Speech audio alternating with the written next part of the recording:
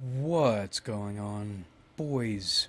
Thanks to our patrons and Fiverr customers, arm yourselves, order development stuff. Haven't done this in a while. I thought I was getting over my flu. It came back in force, I was wrong. But hopefully now, or at least by tomorrow, I'll be completely out of the woods. We have two primary topics today. We'll start with more not liking people, and then we'll get into some business stuff. I'm back in that spot of not liking people's faces, or their voices, for the most part. And not in an abstract way, but sensorially. And I've been trying to figure out what it is I hate so much about people's faces and their voices. And answering the voice side of that is a lot easier. Because someone's voice says a lot about them. And I don't know why that is. For example, if someone has very white skin, thin hair, a narrow head, and a lot of acne, and they enjoy airsoft and Arma, and they work a minimum wage job now, but their peak in life was participating in ROTC in high school, that person has a particular voice. And if you're an attentive listener or you are a connoisseur of hating people, I'm guessing you already know this person's voice. They're going to be nasally, their speech will be stilted, and they don't know how to talk about things other people want to talk about. Or, in other words, they don't know how to read the room, and thereby almost always make a bad impression. And you would think all those traits constituting this person would have nothing to do with their voice, but that person always has that voice. And it's to the point, if you hear that voice, but you know nothing else about this person, you can guess what they are, based solely on the way they sound and the words they use. Let's do another one. I'm going to describe a person's characteristics, and you imagine their voice, and with their voice, what they're interested in, what they're all about. No chin, glasses, either as white as the former example or olivish skin, really prominent lips, not in lushness but in contrasty color. It looks like their lips aren't supposed to be on that face. They almost always wear shorts, they wear t-shirts with some kind of franchise printed on it, and hoodies. Always with the hoodies. Now, what does that person's voice sound like, and what do they organize their personality around? That's right. They have a soft voice with a slight lisp. They sound like, or they end every other sentence like a question. And they organize their lives around politics and whatever lifestyles their favorite vloggers partake in. Why do people who genetically should be completely different, should be completely unique, always end up looking the same and sounding the same, indulging in the same interests, and using the same tones and cadences? In most cases, you can just look at someone and listen to them and know what they're about. And this all was supposed to go toward the voice side of the things. It answers the face side of things too, but I think there's more to it with faces. And I think it's because faces are more expressive than you'll consciously perceive unless you're looking for it, and more expressive than the person making the expression is aware of. I think people unconsciously use the expressions people they're interested in use. And when I say interested in, I don't mean romantically, I mean associate with or model themselves after. Ergo, when you look at people's faces, you aren't just seeing their face. You're seeing an archetype. And seeing an archetype means a couple things. One, you're reminded people are not individuals, they are vessels for ideas, which is unsettling and aggravating. Just by looking at most people's faces, you know you won't be dealing with an individual, you'll be dealing with a vessel, or you'll be dealing with a set of ideas living through this vessel, looking you in your face and expecting to be treated like a person. And two, I think people are uncomfortable or are on some level aware of the fact they don't have their own identities, so they push. They push the ideas they are carrying or using to try to pretend they have an identity on you. And that comes out most prominently in their voice and in their face. You're so terrified you're nothing, you over-emote. And you're doing it because you want recognition, other people's recognition of your identity. And that's not strictly a faces or voices thing, but all these ideas are wrapped up together. You are struggling in insecurity to prove you are a unique unit. And you're doing it by doing what everybody else is doing, but louder. So I think the reason I feel disgust when I see a human being's face or hear their voice is you are not dealing with a person. You're dealing with a series of forces coming out in this bio unit. Like the noosphere would be an aquifer or something, and people would be geysers, where this stuff heats up and comes out. I wish there were a way to deal with these forces directly, without these obnoxious, over-emoting little intermediaries. Or I wish we, as a species, could be better than that. Better than little vent holes for noospheric forces. But let's pivot away from that and talk dreams for a second before we get into business. I had two upsetting dreams recently and I don't know what to make of them. In the first one, it was revealed my mother has terminal bone cancer in her left femur.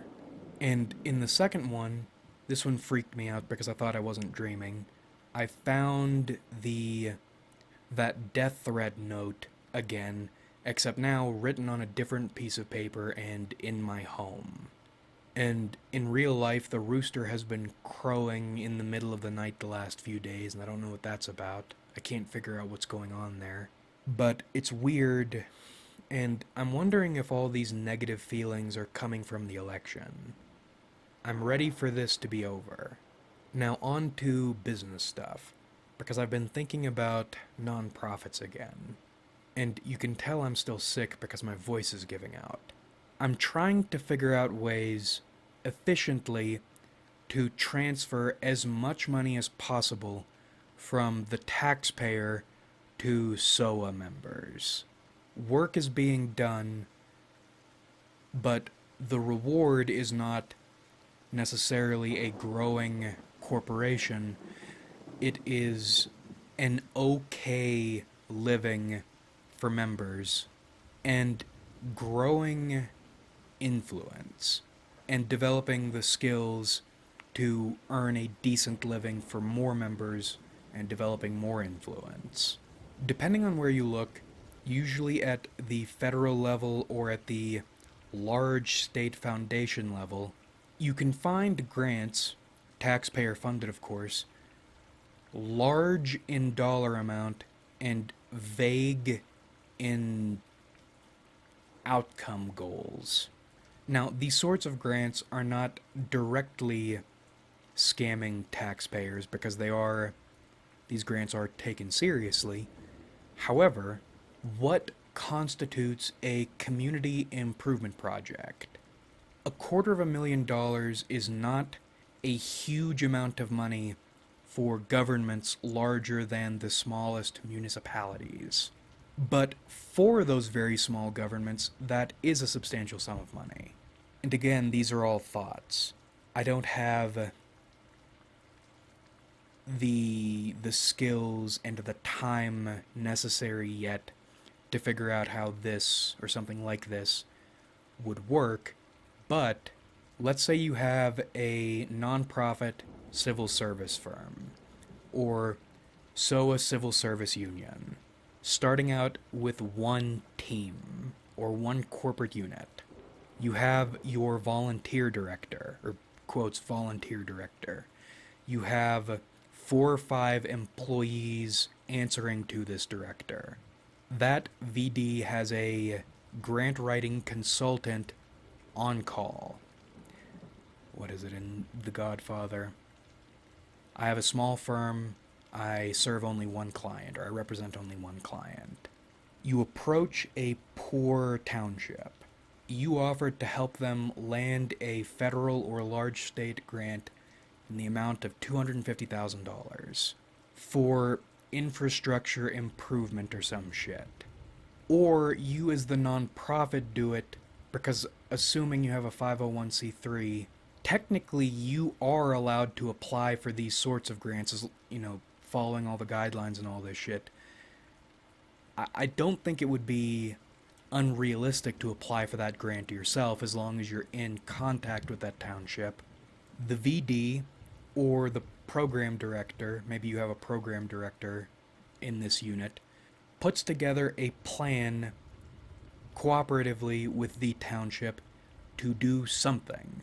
Township agrees, on the condition the town pays a sub-minimum wage for each worker per hour. But the money isn't going directly to the workers. The money is going to the firm, or the union.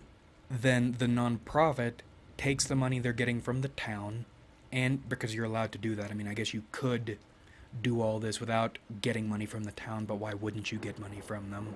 And then use that money and the grant money, let's say 80% of the grant, to pay your workers a salary for the duration they'll be working on this project.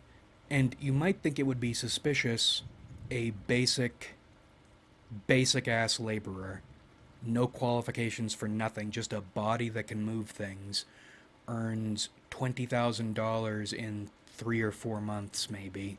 But here's a sneak fucking trick I learned for when you're applying for grants. You don't have to use your area's average wage or even the minimum wage when you are calculating volunteer hours or the value of volunteer hours. You can use the national average. And is the national average correct? I'm not sure, but the last I checked, it's like $28, $29. So if you're applying for a grant and the grant calls for matching of some sort, as long as you have volunteers who are doing work and you can prove it, you don't have to say they're working for they're worth $11 an hour. You can say they're worth $30 an hour. So you don't actually have to match as much. It's sneaky, but if you're using federal or large state funds on salaries for your lower level employees, it's a good way to get government money in their pockets without really causing any problems. Because this is common practice. Everybody does this. And it's legal.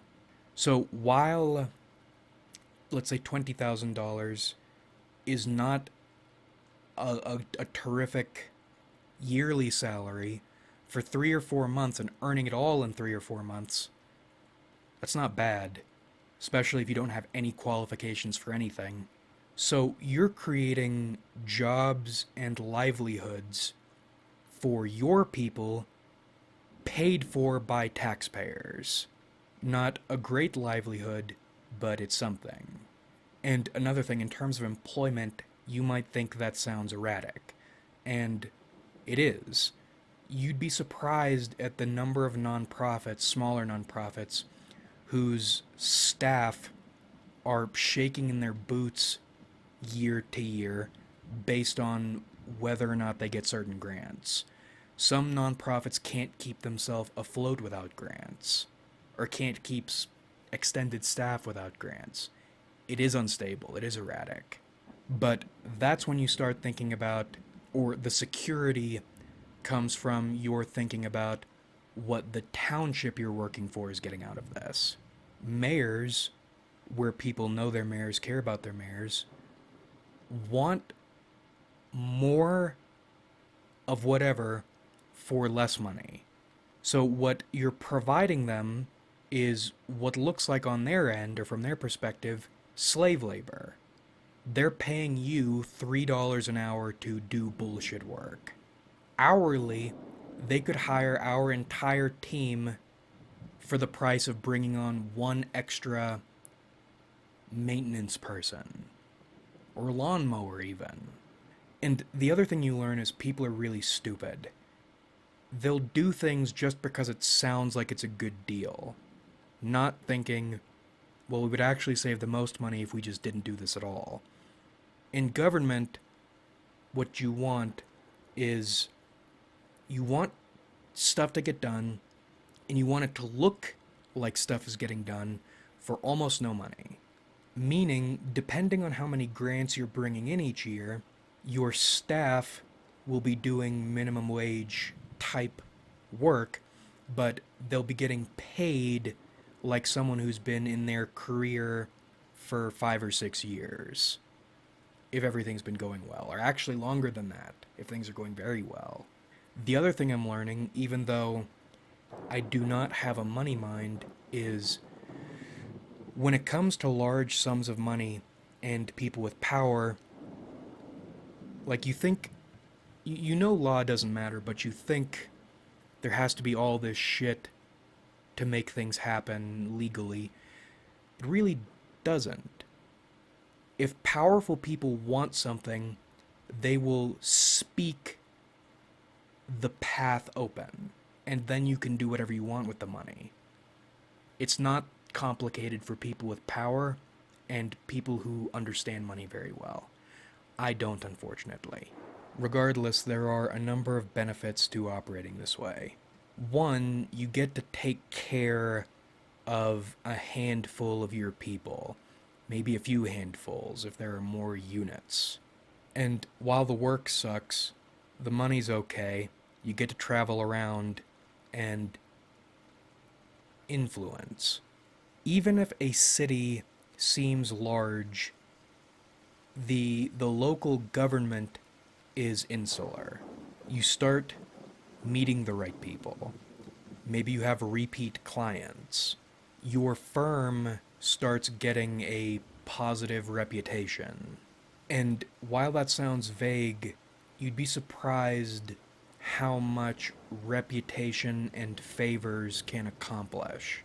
You start cultivating the ability not only to provide your people livelihoods, but also superior livelihoods, because they aren't just living in a city, they are living in an allied city. And knowing the right people where you live makes a big difference. The same goes for knowing the right people where you'd like to do business, or where you'd like to organize something. Now, the issues with this are, no matter what we do, I can't make any money from it. If I want to ensure I can control the way things play out.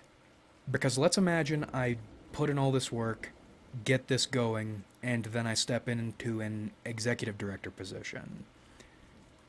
Now, I, who've put in all the work, have the vision, am answering to a necessary board of directors. And what separates a nonprofit board of directors from a corporate board of directors The nonprofit board of directors can be anybody. Your entire board can be Joe dipshits.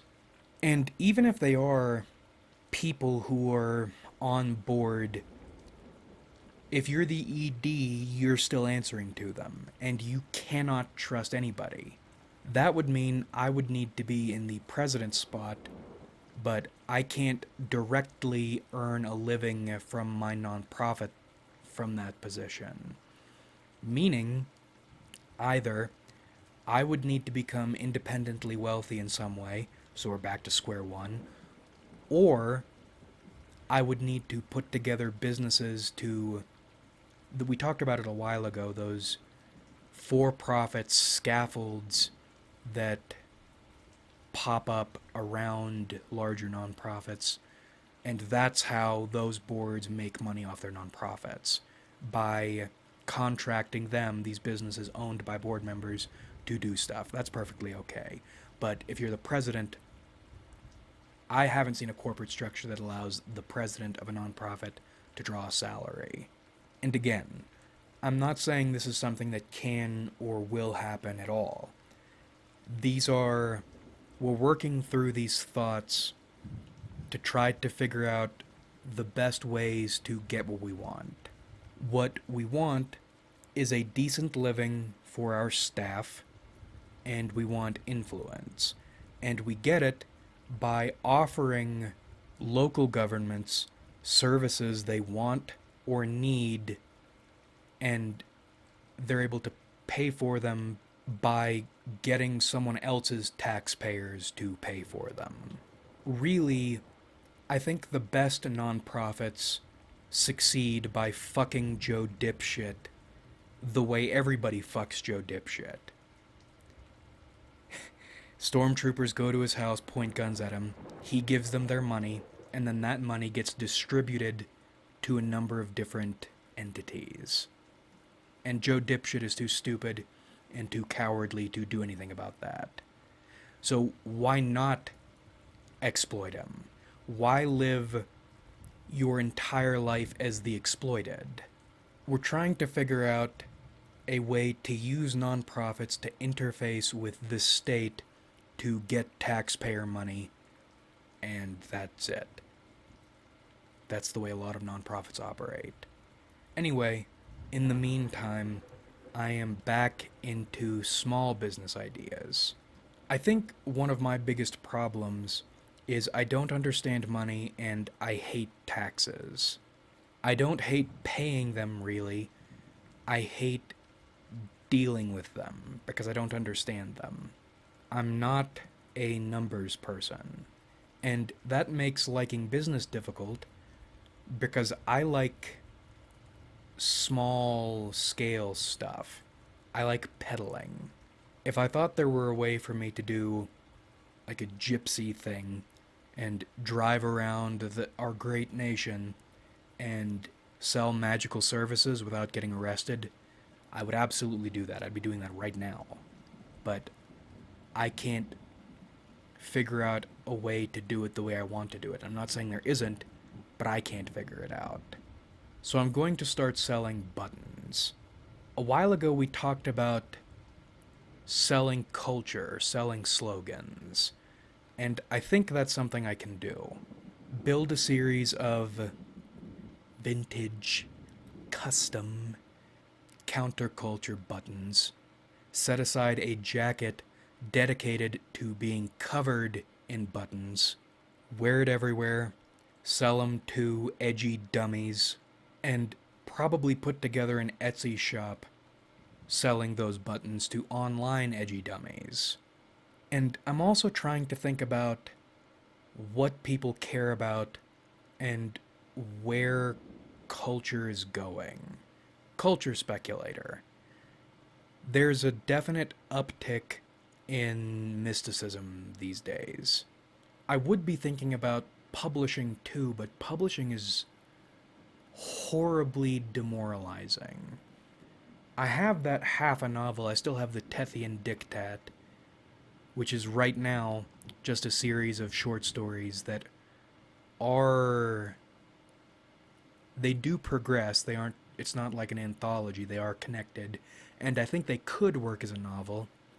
But where I am in the story right now, I'd need to sit down and write out a huge arc that kind of solidifies everything hurtling toward the very end. But I hate investing that much time in something that is never going to go anywhere. On one hand, I wish I understood money the way money people understand money, because I don't think any of this would be anywhere near as difficult as it is. I I feel like I feel like a snail looking at a computer. But on the other hand, if I didn't if I weren't me, I wouldn't have me to sell. Lot on the mind lately. Like if you enjoyed, subscribe if you haven't.